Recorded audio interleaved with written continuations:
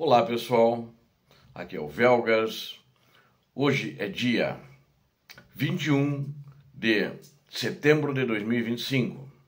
Quero convidar você que não é inscrito a inscrever-se no canal, porque aqui você vê a verdade.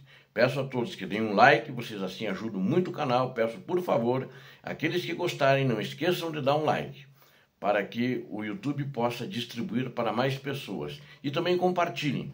Eu peço também esse favor, me ajudem por mais um tempo, sempre que vocês estiverem assistindo os vídeos, que com isso mais pessoas vão ver e existe uma tendência dessas pessoas se inscrever, o que é muito bom. Tenho certeza que elas vão gostar de todos os dias que elas receberem o vídeo, elas vão ver e ouvir a verdade. Muito obrigado a vocês. Em Donetsk, russos recusam-se a lutar. Os soldados russos nesta província ucraniana estão sem equipamentos, estão com pouco treinamento, sofrendo muitas baixas e eles estão se recusando a lutar, mas inclusive muitos roubos e furtos estão aumentando na região com a presença deles. Eles roubam, por exemplo, carros para poderem ir à linha de frente e combater. Eles roubam carros quando desertam e vão embora, imagina-se que para suas casas onde eles moram, ou seja, eles transformaram a terra da província de Donetsk, na parte ocupada pela Rússia, em uma terra de bandoleiros, uma terra de ninguém. E ali na região de Pokrovsk, principalmente, ali eles estão com grave escassez de todos os tipos, inclusive de material bélico, de logística, de transporte. E há uma grave escassez desses equipamentos, particularmente no regimento de fuzileiros motorizados, quando você fala na Rússia, ou mesmo na própria Ucrânia, que um regimento é motorizado significa que ele é blindado, né? Mas não é mais blindado, ele não tem mais blindados, tem um mínimo de blindados. Às vezes aparecem blindados na linha de frente, no combate ali na região, mas não tem muito pouco. E a Rússia está produzindo poucos blindados, em torno de 20 blindados mês, o que não dá capacidade de repor as perdas de milhares de tanques de guerra e milhares de blindados de combate para transporte de pessoal. O regimento de 1442 é um regimento de fuzileiros motorizados, ele é um regimento russo, ele está estacionado justamente na região de Pokrovsk, e eles não têm apenas falta desses equipamentos que eu citei, né? E eles estão reclamando, faltam até motocicletas, as motocicletas nunca conseguiram passar. Mas acho que eles sentem falta disso, eles são todos eliminados, todos antes de chegarem às posições ucranianas. A situação chegou ao ponto em que os russos estão roubando veículos de moradores locais. Além disso, os próprios russos começam a roubar carros, motocicletas, um dos outros, entre eles, com muita frequência. Eles roubaram dos civis, na parte ucraniana ocupada, e aí entre eles acabam roubando, né? Principalmente na hora que eles resolvem se mandar. Está uma desobediência, uma falta de disciplina naquela região muito grande, uma falta de respeito entre os próprios camaradas, companheiros militares russos, que estão se recusando a participar no combate sem equipamentos. Já disseram abertamente para os comandantes, sem equipamentos não temos condições, não vamos combater, né? Isso força os comandantes a recorrer a métodos severos contra os soldados. Soldados russos estão confiscando veículos de moradores, inclusive por ordem do comando. Alguns eles roubam para eles, mas eles também confiscam, aí eles chamam de confiscar, né? O roubo lá é confisco. E eles não querem muito também botar ele na linha de frente, atacar com os carros civis, né? Porque se eles entrarem na zona da morte, a artilharia ucraniana acaba com eles ali naquela região. Isso leva a uma interrupção da logística e ao aumento de baixas entre o pessoal das tropas russas. Vale a pena notar que o setor de Pokrovsk tem sido o local mais quente, de novo quero frisar isso, da frente, mas ele já desmoronou ali, até pelos avanços da Ucrânia que eu tenho relatado para vocês. E esses avanços são reconhecidos pelo Instituto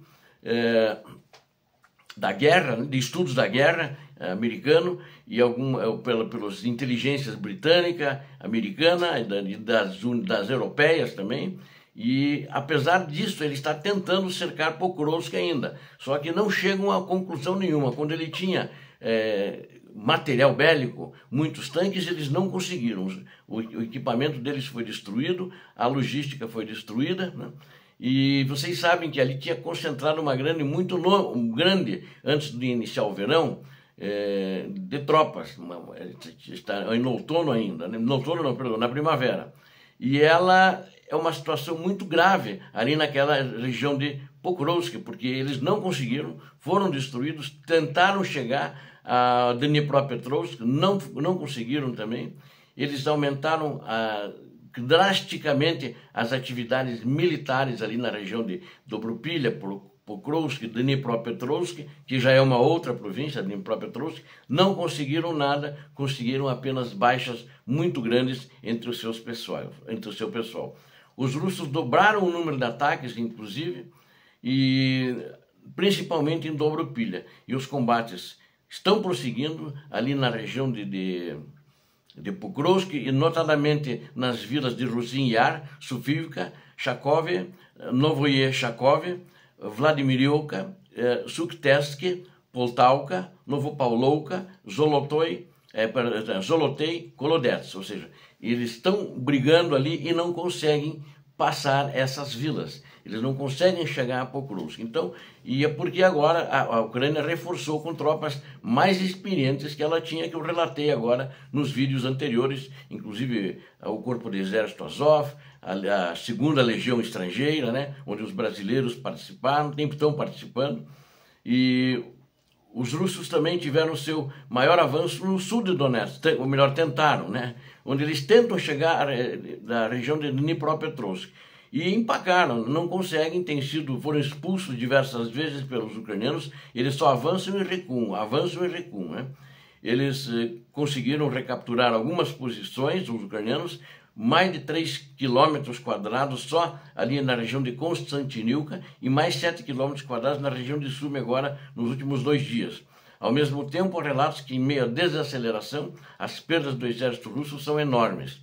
Eu quero fazer aqui apenas um parênteses antes de continuar, é que no vídeo que eu falei ontem sobre o desenrolar dos combates dos brasileiros, eu recebi de um combatente lá da região de Pokrovsk, brasileiro, e ele disse assim, o que você falou é verdade, eu sou brasileiro, e eu participei desses combates, né, aqui na região de Pokrovsk. Um ano antes eu estive em Chasiv-Yar, que eu também escutei Chasiv-Yar, que a legião estava lá e os brasileiros estavam lá, né? E também defendi as florestas de Srebrenica, e é isso aí. Eu acho que foi muito importante esse depoimento do combatente brasileiro, que eu agradeço muito a participação dele no canal. Obrigado a você, meu amigo, obrigado por poder contar com você. Quero falar agora sobre um ataque que houve ao porto de Primorsk, né, a refinaria lá, né, e também Ust-Luga, que agora tem alguns detalhes mais das perdas que os russos tiveram lá, né? Eles tiveram 300 milhões em Primorsk de perda, né? E está interrompido, os embarques interrompidos e o processamento do petróleo também está interrompido. Ele fica na região de Leningrado, você deve estar lembrando, eu divulguei isso, e os embarques de petróleo e o próprio porto foram interrompidos, né? Primorsk abriga o maior terminal de petróleo da Rússia no Mar Báltico, de onde foram embarcados 970 mil barris de petróleo bruto que vinha dos Urais, vinha de longe, através de um oleoduto, por dia, 970 mil por dia. E isso parou esse processamento. Vocês lembram que no dia 12 foi feito esse ataque, já no dia seguinte eu divulguei, 12 de setembro, agora esse mês ainda, eu divulguei. Então o prejuízo é muito grande. E isso para o orçamento russo, com a paralisação dessas exportações, pode chegar a 41 milhões dia, né? E Primorsk é um importante centro de embarque para a frota paralela da Rússia, aquela frota das sombras, o que permite ao país controlar sanções internacionais como eles tinham falado. Então, a cada ano ele gerava aproximadamente 15 bilhões de lucro para a Rússia. E, graças a Deus, os ucranianos pararam com isso. Eles devem voltar, acredito, a processar. Eles estão tentando reativar novamente as 3 estações de bombeamento de óleo para os navios. E não sei se eles vão conseguir fazer isso muito rapidamente. Obrigado a vocês que assistiram a este vídeo. Conto com vocês. Inscrevam-se no canal, deem um like, compartilhem com as suas redes sociais e façam os seus comentários. Deus abençoe a todos vocês, Deus abençoe a Ucrânia, Deus abençoe o Brasil. Paz e bem, paz para toda a humanidade. Não esqueçam, inscreva-se, é importante a tua participação. Aqui vocês viram a verdade.